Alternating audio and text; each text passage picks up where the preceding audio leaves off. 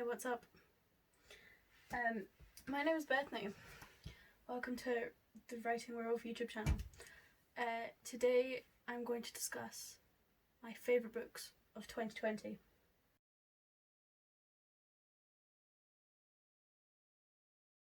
So I read a lot of books this year that were maybe slightly more out of my comfort zone than I normally would. Things like, this was the first year that I was offered books to read for reviews, as well as picking ones up that I enjoyed myself. Some of these I've had for ages and just haven't got around to reading, and some of them I picked up this year on recommendations from friends and people that I know online. I've read a lot of books on my Kindle this year, and about half of these are physical books and half of them are on my Kindle, which is going to make showing you them very interesting. Anyway, I couldn't narrow it down to top 10, so I've narrowed it down to top 13, with some additional special mentions. I'm going to do this in no particular order. I will probably save my absolute favourite till last though, because it's my absolute favourite. So to start with, I'll start with the first book that I read this year, which is The Cabin at the End of the World by Paul Tremblay. I've read a lot of religious horror this year and apocalyptic horror because we are currently in the middle of an apocalypse. And I really liked this.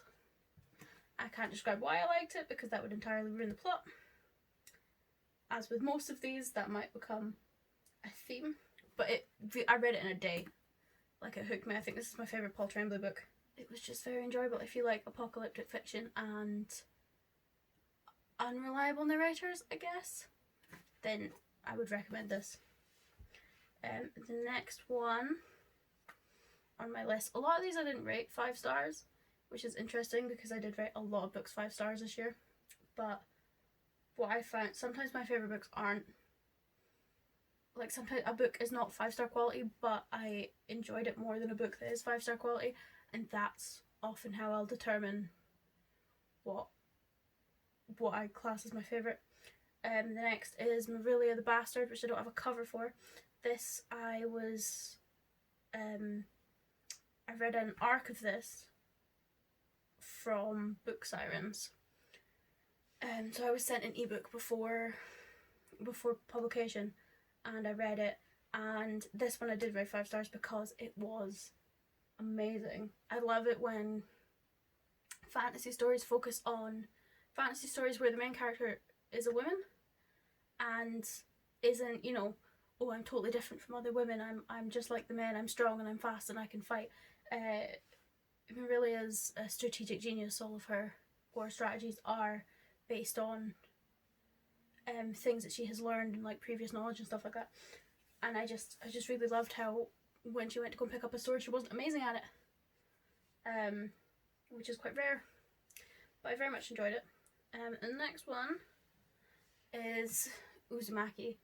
This is my first sort of foray into horror manga. I took a course on writing horror at the beginning of the year, and there was a chapter from this. I think it was the snail. Was it the snail? Yeah. So it was the Scar that we read, and the art is beautiful and horrifying all at once.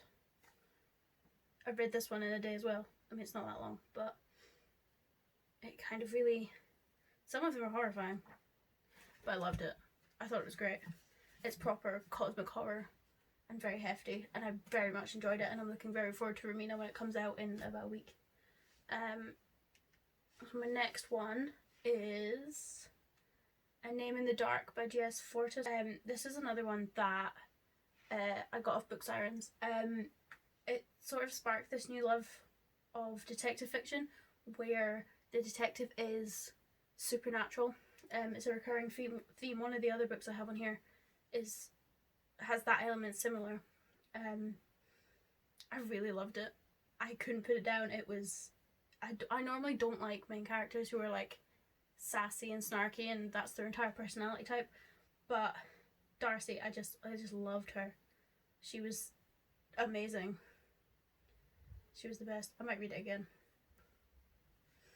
Next on my list is Slow Down by Lee Matthew Goldberg. This isn't a book that I would normally read. This is like, I don't even know how I would describe this, noir maybe? It's about the drug scene in New York, but like the Hollywood side of New York, so fame and fortune and movie stars, that sort of side of New York. And I thought it was great. I thought it was amazing. Definitely not what I would normally read. This was only a 4-star, but it was still one of my favourite books of the year. Yeah, as you can see, most of these are on my Kindle. There's this next one. So this next one I also got from Books Irons actually. It's Subversive by Raina Rood. I really love this. I rate this one 4 stars as well. I really enjoyed reading this. It's a sort of take on what would happen if Christianity became illegal in America, and how that would affect people, and how like followers of Christianity would have to go underground.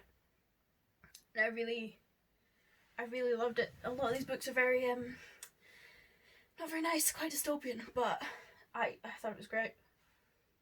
And then another one on my list, still on Kindle, Mayday. So this is similar to A Name in the Dark, where this one doesn't have a cover on my copy of it. I got sent this one for review as well. But it's Mayday by Josie Jaffrey, and I thought it was great. This is another one where the narrator's kind of sarky and sarcastic, and I still loved it anyway, even though I wouldn't normally go for that. It's about vampires, but it's a very interesting take on vampires, which I never thought I would say. It was great. This one got 5 stars. Yes, this one got 5 stars. Next on my list is Diabolica Britannica, which I kept calling Diabolical Britannica, which is wrong. This is a short story collection based on, all the stories are set in Britain and written by British authors. They're all short horror stories. It was originally compiled to so all proceeds were donated to the NHS, and I got it through another review service that I can't remember the name of. It wasn't Blackthorn. It was a different one. I can't remember the name of it. But I thought it was great. I mean, my only gripe with it was that they were none set in Scotland or written by Scottish authors. But it was a brilliant read. Some of these stories are truly chilling. The last one especially was, I think, my favourite. Return to Hiroshima by Bob van Leierhoven. So I was offered a copy of this from Blackthorn Book Tours. This is noir as well, so not something I would normally go for. Very historical. It's about Japan after World War II. The effects that radiation exposure had on some people. It's like an ensemble cast, and there are several narrators, and most of them are unreliable, and I thought it was great. It was really thrilling, and these are my my compliments for all of them are just, I thought they were great, but I sometimes I struggle to express how amazing these are without using the same words again. But yeah, I got it through Blackthorn Book Tours. All of these books have reviews published on my blog. If you'd like to read more in detail, this is just a brief overview of the ones I enjoyed this year. Barlow, Pivot by Elsie Barlow. This is cult fiction with a twist that I really enjoyed. I thought it was great, as people expect now. I thought it was really good. It was like a fresh take on religious and cult horror. I really loved it. And then I read an unsurprising twist, because all of these I think so far have been adult books. The Gentleman's Guide to Vice and Virtue by Mackenzie Lee is young adult fiction. It's young adult historical fiction, but it's like, it has that adventure fiction vibe that I love, which is not, there's something about historical adventure fiction that I just can't get enough of. Things like The Mummy and things like Jungle Cruise, which I think was supposed to come out this year, Journey to the Centre of the Earth, things like that have that like old sepia toned explorer feel. I love those. It's one of my it's one of the things that really inspired one of the novels that I'm working on. But A Gentleman's Guide to Vice and Virtue. It was also amazing to see a bisexual protagonist, and I just that's something that's very close to my heart, and I really, really, really loved it. I loved it so much that I immediately went out and bought the sequel, which I still haven't read yet though. And Clown in a Cornfield by Adam Cesare. I saw this recommended on Instagram, and a lot of people were like, "Oh, it's average. It's just, you know, it's just a clown in a cornfield," and that's true. I rated it 4 stars, but it's a quick read. If you enjoy slasher or like teen horror films, this is the book for you. If that's what you enjoy and you want to get into reading, I highly recommend Clown in a Cornfield.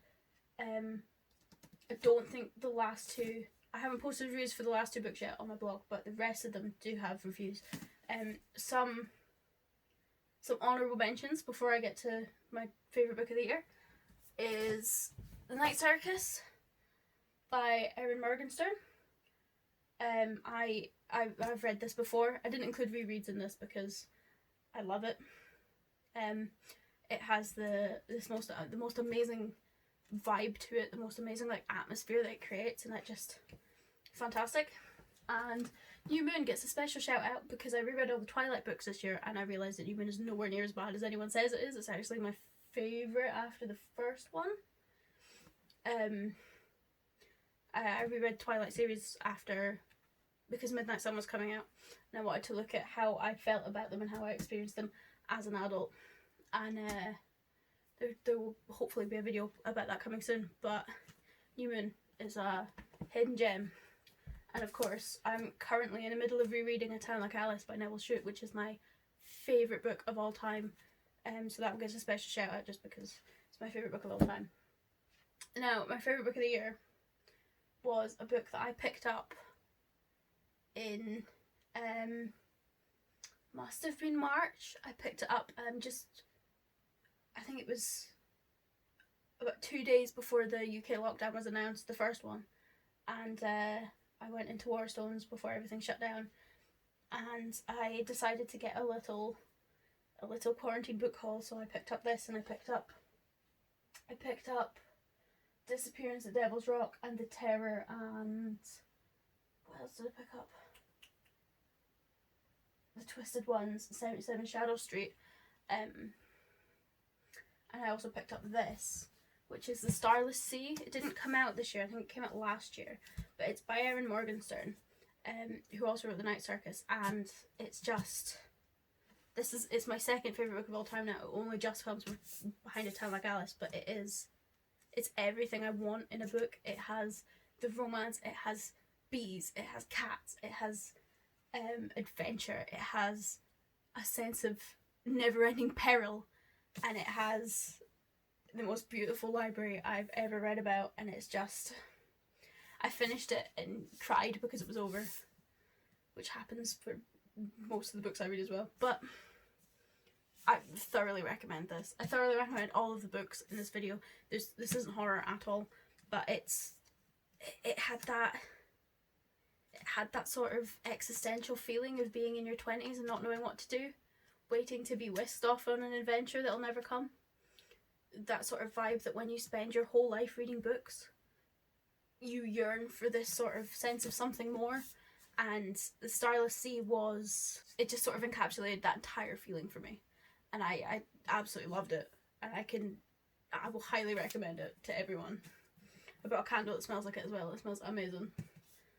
But yeah, those are my top 13 books of the year. If you'd like to see more videos, please hit subscribe. Leave a comment down below if you'd like me to read anything and give my opinion on it. At the moment, I'm planning a mini-series where I read books that I read as a teenager. I'm 23 now, I'm getting old. I read books that I read as a teenager and give my opinion on them now as an adult. I've done Twilight and The Raven Boys, they're to go up soon. And I'm also planning on doing videos on planning and writing and editing the two novels that I'm working on, which are both in different stages, so should be fun. But yes, those are my top 13 books of the year. Let me know down below what your favourite book of the year was, and I'll see you again soon. Bye!